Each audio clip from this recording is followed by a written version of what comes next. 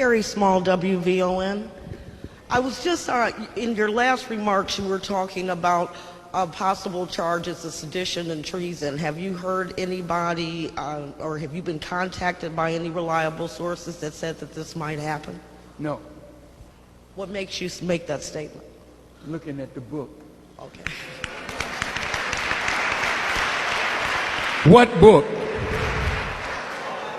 Do you realize we're fulfilling prophecy right now? You don't have no black man in America that has an argument with the Jews but Farrakhan. Well, who in the Bible had the biggest argument with the Jews of that day? Was it not Jesus?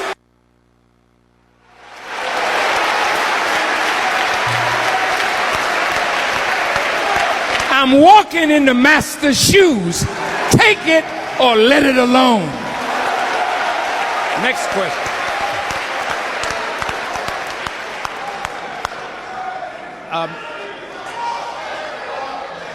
Sure. Excuse me. Yes, sir. Yes, I'm Phil Rogers from Channel 5. Yes, sir. I wonder if you'd clarify the link you see between what is going on with Muammar Gaddafi and the possibility of a major earthquake in the United States. Oh, yes. The Honorable Elijah Muhammad said that there were 4 great judgments. And the last of those judgments was earthquakes. And he told me that there would be one coming that would be so great. Not just one city would come down, many. Search the scriptures. When they hung Jesus out to dry, and on the day he gave up the ghost, what happened? A great earthquake. See, you're dealing with a man, I'm sorry, I'm not an insane, delusionist person. You're dealing with a man that you're going to have to deal with. And you can't deal with me the way you deal with your customary Negroes. You can't kill me like you did Malcolm and Martin and others. God won't allow that to happen. And the moment you move on me, God is going to move on you. And I'm talking about terrible disaster. Now, if you think I'm crazy, just breathe a little more. And when it happens, remember, you heard it first on WFOIMGT.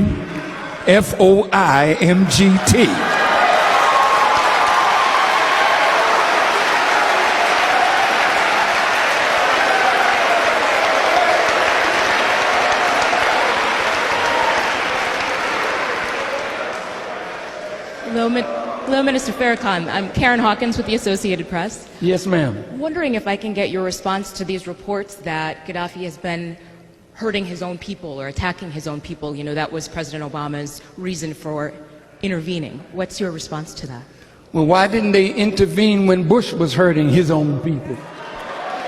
See, you all are always looking out for an enemy, and you're romancing an enemy every day. Gaddafi didn't have no stimulus package that robbed you of your wealth. Gaddafi didn't help Goldman Sachs and Lehman Brothers and all the Wall Street thieves rob the American people of their wealth. How in the hell can you look over there and see an enemy and don't see one that is robbing you blind under your very nose?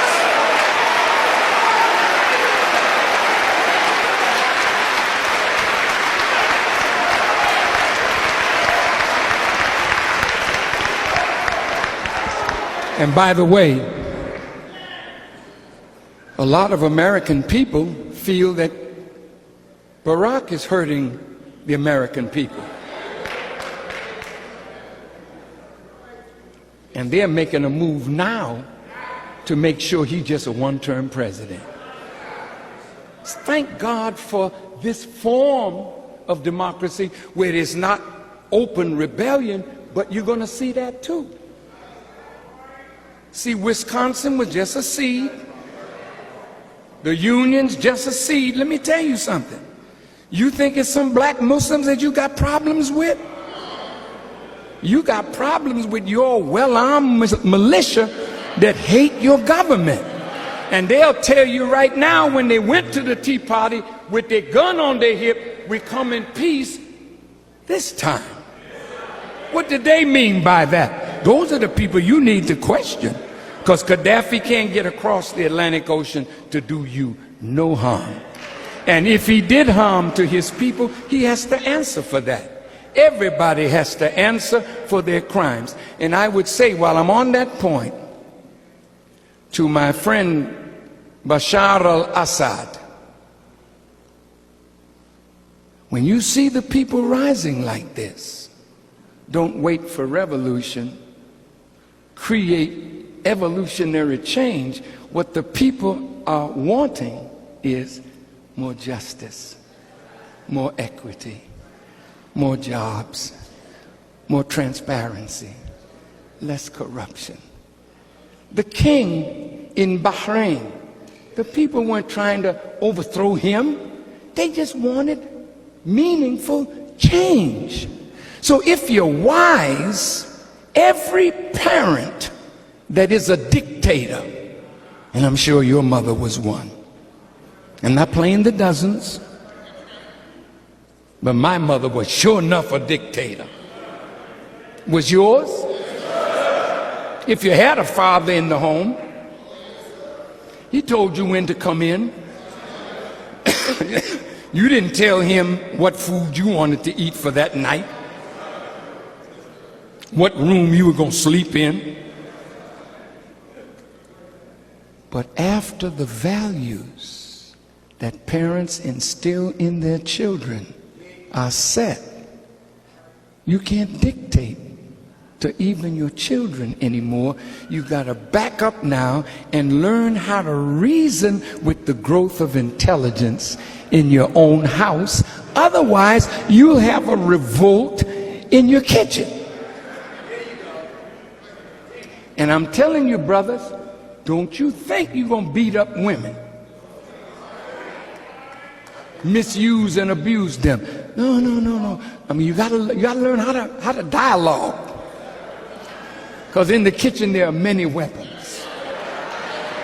And if they don't get them while you're in the kitchen, they'll sure get them while you sleep. Yes, ma'am. Bryce Shear from the Chicago Tribune. Just to follow up to Karen's question, you said that people were asking for evolution, asking for things. Do you not feel that the rebels were acting the way they were because they weren't getting that from their leader, Gaddafi? I'm sure that there's a degree of that definitely there. May I say something about the Nation of Islam? See, when the nation came up, we came up in a hostile environment. So we had general orders to help us guard against the enemy putting in our midst stool pigeons and agent provocateurs to destroy the momentum of our movement. So while we were looking out, we also had to look in. And sometimes somebody would get a jacket that they were working with the authorities. Maybe they weren't, but they got dealt with. See, repression is everywhere where authority is challenged. But when authority understands that the people do want change, do need change, and are not trying to harm a movement but create greater movement, then we would be wise to listen to the demands of the people for change. And that's all we're saying. Yes, there are people out there who really are aggrieved, but there's also an element there that don't care what Gaddafi does, even if he starts making a change. You ask them on the news, well, What do you want? We want to go all the way to Tripoli and get Gaddafi. How you going to do it? America is going to give them weapons. Barack has already signed it. CIA covert action going on right now in Libya. Boots are already on the ground. Special ops, according to what I heard on the news. So all this talk, fluff talk, is for the gullible, silly people to eat it up.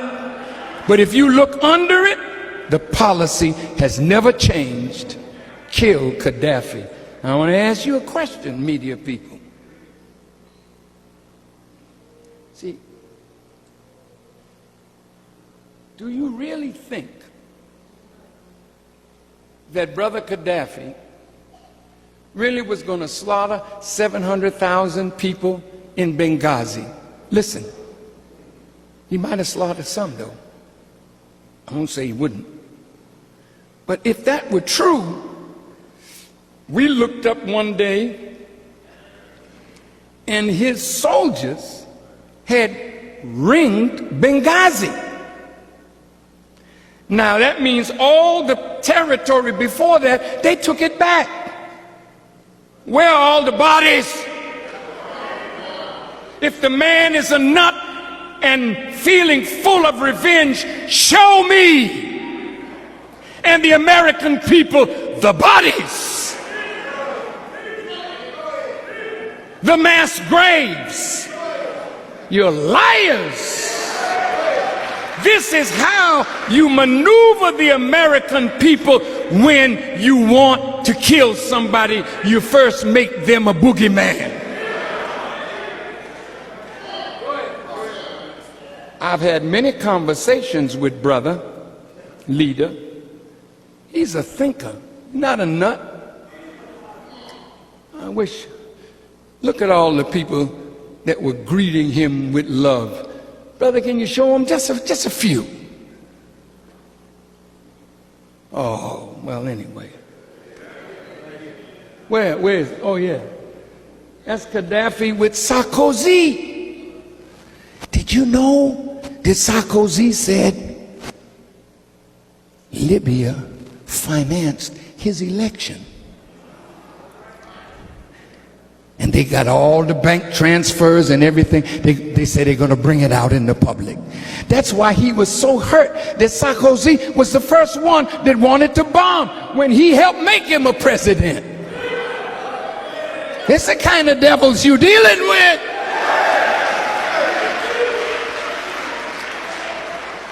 Let me tell you something.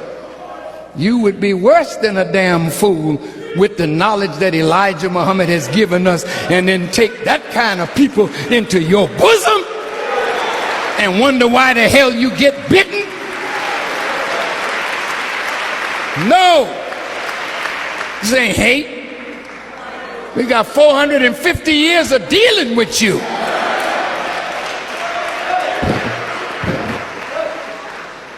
There he is with, I think that's Gordon Brown. There's Tony Blair. Look like he's gonna kiss him. Ban Ki-moon. Who's this guy? Oh, that's Berlusconi, the guy who has a little problem.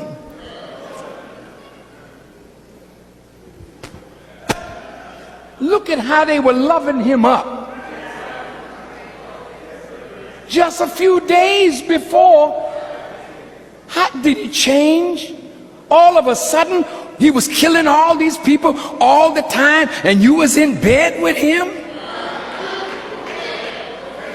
You didn't smell the sulfur? You didn't smell the bombs while you was in bed? You wicked hypocrites. You were lulling him to sleep. That's why I told him in our last conversation in 2005, I said, brother, they will never forgive you for what you've done to destabilize their access to wealth. They'll make you think they're your friend, but they will only come in to destroy you and your revolution. So help me Allah. He patted me on my thigh as if to say, I know, but I'm maneuvering. He didn't say those words.